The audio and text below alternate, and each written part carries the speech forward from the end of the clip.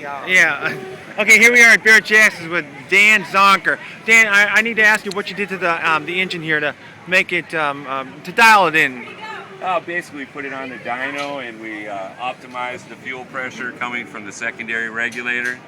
We also adjusted the idle on all three carburetors as well as the high speed adjustment based on our readings that we saw on the dynamometer and our emissions analyzers. I didn't really understand much about the readings that you were making. You know, you talked about like there were 3 different types of readings that you were getting off your computer. Right. What were they? Well, we were reading COs, HCs, the normal 5 gases, but we were also reading lambda.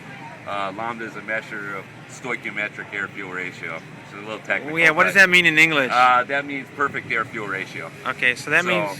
And it was running a little bit rich when you brought it in. Right. So we actually brought it back to stoichiometric air-fuel ratio, or perfect air-fuel ratio. All right. Which on CNG will give you a lot more power, a lot better mileage. Yeah, you mentioned to me in the car that if you get too much natural gas, it drops like a lead balloon. Is that what you said? On natural gas, if you go rich, it just the power curve just drops like a stone. Really, basically does. All right. So we were a little rich when you came in, but I think we got you dialed in pretty good. What did you do to the timing? Timing was actually it was 6 degrees basic timing when it came in, with 22 degrees total. CNG and alternate fuels can take a lot more timing, so we actually bumped the timing up to 14 degrees, which gave us a total timing of a little over 30 degrees. 30 degrees? So that woke the engine up a little bit as well. It sure did.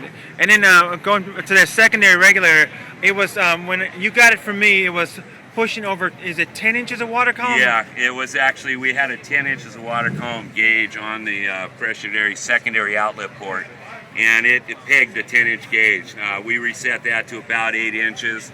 Normally it's 5 to 6 inches, but since we're feeding 3 separate carburetors, I decided to set it at 8 inches.